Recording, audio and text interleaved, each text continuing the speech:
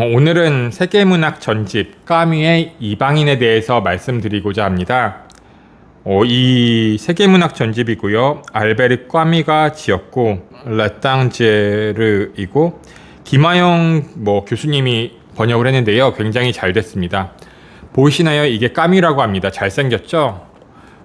노벨 문학상 수상 작가이기도 하고 굉장히 유명한 사람이기도 한데 실질적으로 이 이방인을 읽어보신 분들은 그렇게 많지는 않은 것 같더라고요. 그래서 제가 소개해드리고자 합니다. 주인공은 메르소인데요.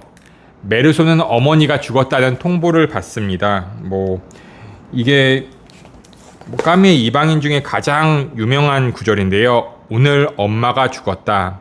아니 어쩌면 어제 모르겠다. 이 한 구절입니다. 이거 한 구절을 읽고도 저도 좀 충격을 받았죠. 이게 엄마를 죽었는데 이렇게 담담하게 표현을 하고 있어가지고요. 이렇게 메르소는 좀 담담한 사람입니다. 좀 이렇게 외부나 아니면 이제 이런 거에 큰 자극을 받지 않고 그냥 본인 하고 싶은 대로 하는 사람이에요. 그래서 외부인 이방인이라고 하는 거죠. 이방인, 그러니까 이방인 아니고 내부인, 그 조직에 잘 순응하고 뭔가 거기에 잘 따르고 일반적인 사람들이 내부인, 내방인이라고 한다면 이방인, 에트랑제, 이방인은 좀 프랑스 용어인데 좀 거기에 순응하지 못하는 사람, 이런 사람들을 이야기합니다. 여러분, 메르소는 어머니가 죽었다는 통보를 받습니다. 어머니는 양로원에 계셨죠. 같이 살진 않았습니다. 메르소랑요. 양로원 원장과 이야기를 나눕니다. 그리고 관리인이 오죠. 관리인이 관을 이렇게 열어서 어머니를 메르소에게 이렇게 보여주려고 합니다. 메르소, 보통 사람 같으면 어머니 어떤가 보죠. 그리고 마지막 얼굴 이렇게 보려고 하는데 메르소는 괜찮다고 얘기를 합니다. 관리인은 그렇게 생각할 수도 있다고 얘기하면서 메르소에게 식사를 권합니다. 메르소는 배가 고프지 않았는데 그냥 관리인이 밀크커피를 권하길래 어머니 관 옆에서 밀크커피를 마셨죠. 메르소는 관리인에게 담배를 한 대를 권했습니다. 그 어머니 관 있는 데에서요. 그리고 관리인과 함께 담배를 피웠습니다. 조금 일반인과 다르죠. 일반인들은 어머니 돌아가시면 막 울고 막 붙잡고 이럴 텐데 메르소는 그냥 자기 감정대로 하는 겁니다. 그게 어떻게 보면 사람 마음에 맞는 걸 수도 있어요. 이게 우리가 관습이나 누구를 사랑하고 이렇게 울어야 된다는 생각에 갇혀가지고 그런 행동을 할 수도 있겠지만 메르소는 그냥 자기 감정에 좀 충실했던 것 같습니다. 물론 많은 사람들이 어머니가 돌아가시면 엄청 울고 힘들어 하겠죠. 어머니의 양로원 친구들이 모여들었습니다. 이제 잠시 후 한 여자가 울기 시작했는데요. 메르소는 이상하게 생각합니다. 왜 저 여자가 울지? 나도 안 우는데 관리는 저 여자가 어머니가 하나뿐인 친구라서 울고 있다고 말했습니다. 그러니까 자기 하나뿐인 친구가 어머니인데 어머니가 돌아가시니까 울었던 거죠. 이 메르소는 어머니의 양로원 친구들과 하룻밤을 보냈습니다. 양로원 친구들과 굉장히 친해졌다고 생각을 했죠. 원장과 메르소 그리고 어머니의 남자친구인 토마 페레스가 장례식에 참석했습니다. 토마 페레스는 그 양로원에서 어머니랑 같이 있는 사람인데요. 어머니랑 굉장히 친해진 것 같아요. 그래서 사람들이 토마 페레스 보러 하고 어머니한테 연인이냐 하고 놀렸다고 합니다. 장례식을 마쳤고요. 메르소는 마침내 돌아오는 버스를 탔습니다. 보통 사람들은 굉장히 슬퍼했겠죠. 하지만 메르소는 푹 잘 수 있다고 기뻐했습니다. 이제 힘든 거 끝났다. 나도 이제 푹 잘 수 있다. 이렇게 생각을 했죠. 메르소는 다음날 사무실에서 함께 일했던 여자를 만났습니다. 마리 카르도나입니다. 같이 수영도 하고 영화를 보고 성관계를 가졌습니다. 좀 이상하죠? 어머니 돌아가시면 우리나라는 3일장, 5일장 이래가지고 막 슬퍼하는데 메르소는 그런 것도 아니고 그냥 자기 감정에 따라서 여자랑 자고 다음날도 이렇게 한 겁니다. 물론 그럴 수도 있다고는 보는데요. 일반적인 감정과는 다르고 많은 사람들의 뒤에서 보면 지탄을 많이 받는 이유이기도 합니다. 또 메르소 옆집에는 이웃인 살라마노 영감이 사는데요. 살라마노 영감은 데리고 다니는 사람이에요. 아내가 일찍 도망가고 죽고 이제 개 하나 있는데 그 개한테 맨날 이 개는 나쁜 놈이고 주인 배신한 개고 맨날 욕하는 그런 영감입니다. 또 메르소 옆에는 이웃이 있는데요. 레몽 생테스입니다. 이 생테스라는 사람은 굉장히 조금 질이 안 좋은 사람이에요. 그래서 그날도 이제 지저분한 붕대 하나를 꺼내가지고 오른손으로 싸매고 있는 상태였는데요. 메르소가 물어봅니다. 너 왜 이렇게 싸웠냐? 이렇게 물어보니까 레몽 생테스는 거리에서 아랍인 남자와 싸웠다고 합니다. 그러니까 아랍인 남자 왜 싸웠냐 물어봤더니 자기가 한 여자를 알고 있는데 그 여자에게 용돈을 주면서 그 여자랑 사귀고 있었는데요. 그 레몽 생테스는 그 여자에게 사실 속고 있었던 거예요. 뭐 이런 남자를 좋아할 리가 없죠. 그 여자도요. 그 여자는 그냥 레몽 생테스 몰래 레몽 생테스 돈을 막 탕진하고 있었죠. 그래서 레몽 생테스는 그녀를 막 때린 겁니다. 오빠인 아랍인 남자와 그러니까 아까 그 아랍인 남자라는 게 이 여자 오빠거든요. 그래서 그 여자랑 싸웠고 오른손을 다쳐가지고 붕대를 메고 있었던 겁니다. 사실 제가 이거 세계문학 전집 이거를 하면서 봤던 게 그 침착맨의 그거 아시나요? 그 삼국지에 너무 재밌게 막 이렇게 얘기를 하는 거예요. 그래가지고 나도 이렇게 좀 좋은 책들이 있으면 여러분들한테 좀 이렇게 재밌게 얘기해 보고 싶다. 그래서 좀 뭐 그러고 싶다고 해서 한 건데요. 어떤가요? 너무 조금 좀 딱딱한가요? 메르소는 레몬 생테스에게 그래서 제안을 합니다. 친구 그 옆집 사람이죠. 그녀 배신한 여자한테 편지를 써서 막 사랑한다고 고백한 다음에 그녀와 잠자리를 같이 한 후 그 여자의 얼굴에 침을 뱉고 밖으로 내쫓아 버리라고 합니다. 다만 이제 사랑의 편지를 써야 되는데 그거는 메르소가 대신 써주기로 한 거죠. 레몽 생테스는 메르소가 제안한 대로 여자에게 행동했습니다. 레몽 생테스는 그 여자를 혼내준 후 기분이 좋았습니다. 물론 경찰이 와가지고 막 다투긴 했는데 일단은 복수했다는 말에 막 기분이 좋았습니다. 한편 아까 개에 있었던 살로마노 영감이 있었죠. 살로마노 영감은 개를 또 잃어버려요. 또 그래가지고 메르소는 영감을 위로해줍니다. 그리고 이제 이웃 간의 관계는 이 정도로 마무리하고요. 다음날 사장이 메르소를 부릅니다. 파리에서 더 큰 업무를 하라고 합니다. 메르소는 됐습니다. 거절해요. 왜냐하면 자신의 삶을 바꿔야 할 이유가 없었기 때문이죠. 메르소 야심이 없었어요. 그냥 내가 이렇게 편하게 살면 되지. 그러니까 이제 이방인이죠. 이게 이방인.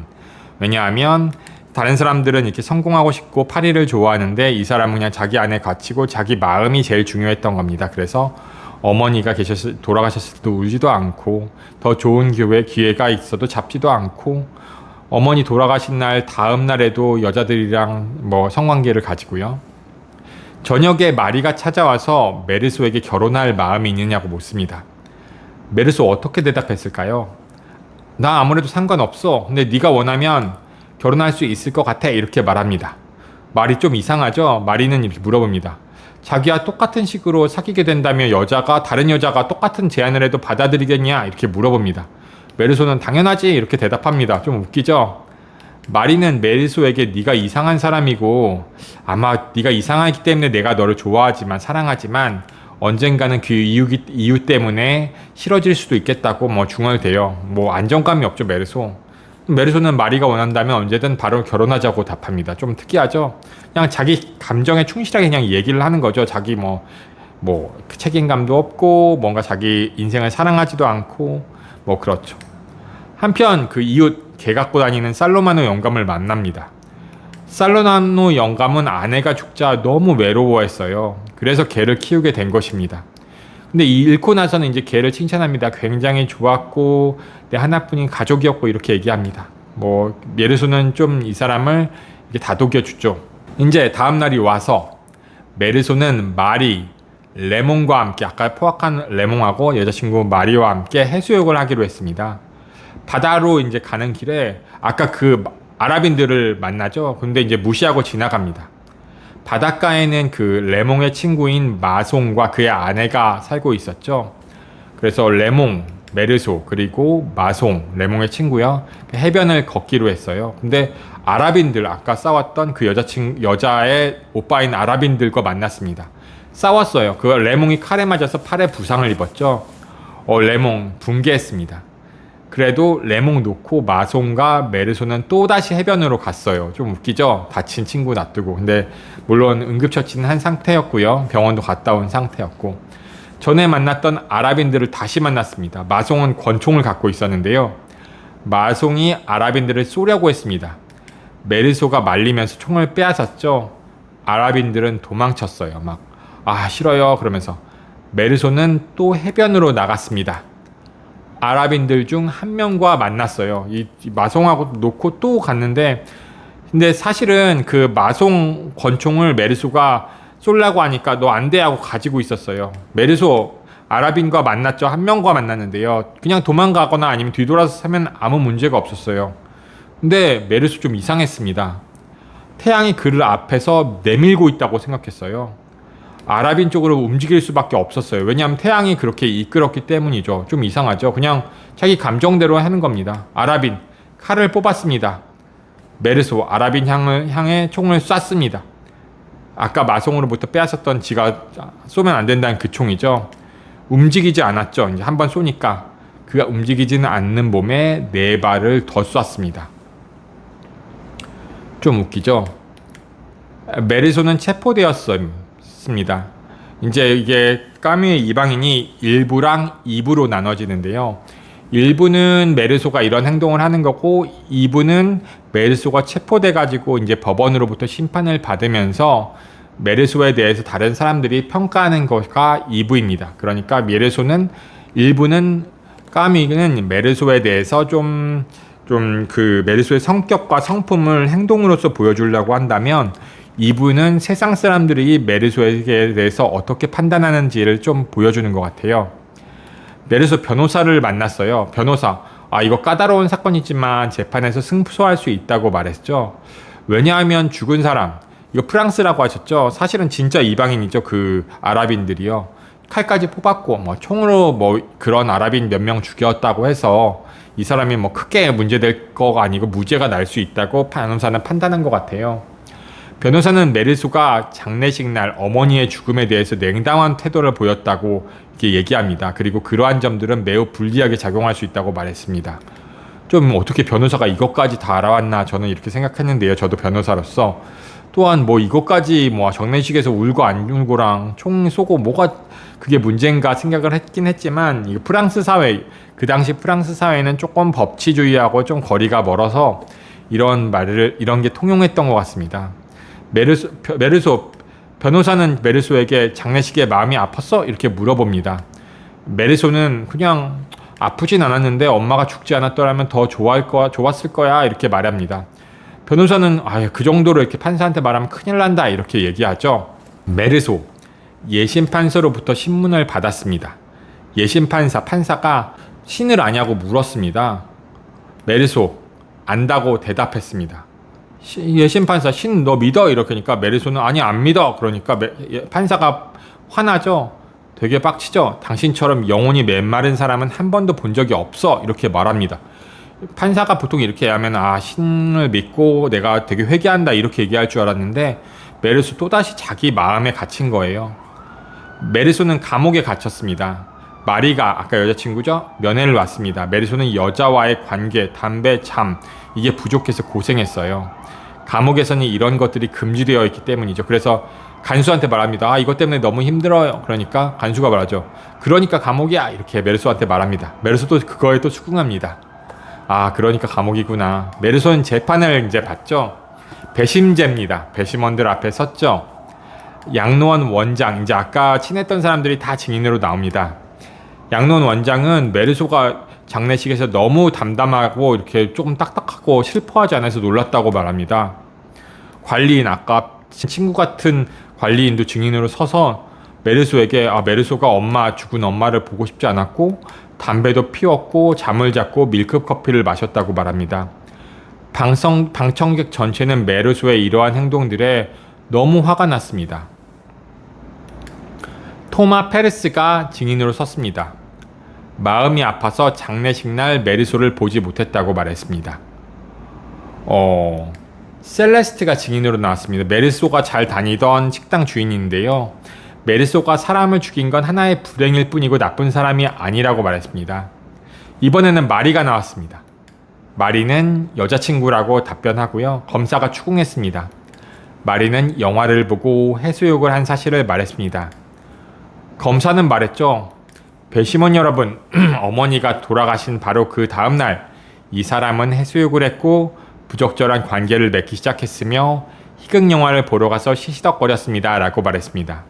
마리가 울면서 그런 것이 아니야 라고 부인했습니다.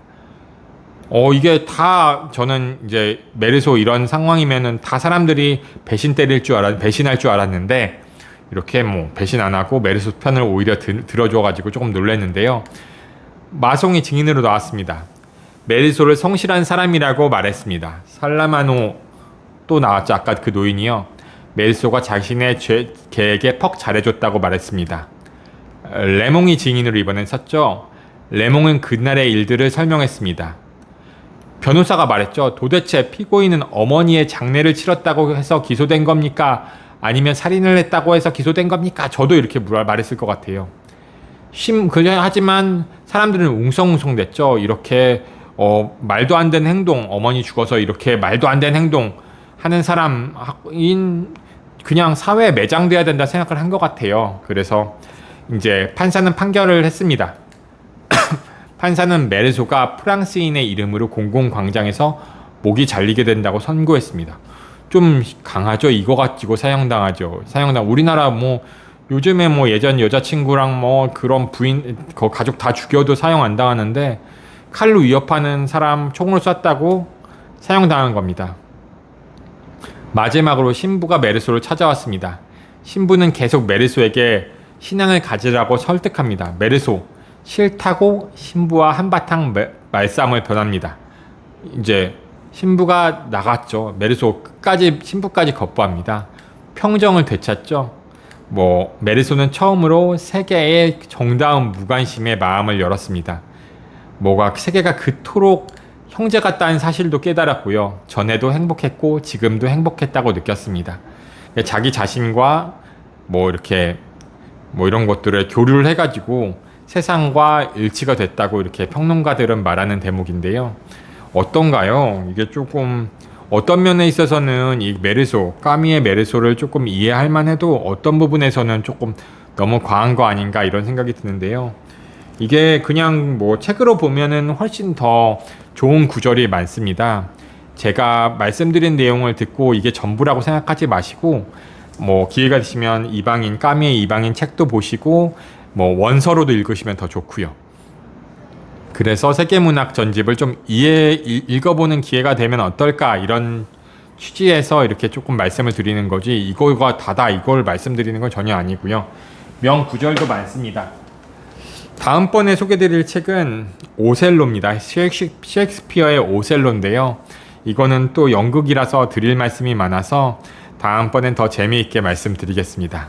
감사합니다. 김학재 변호사였습니다.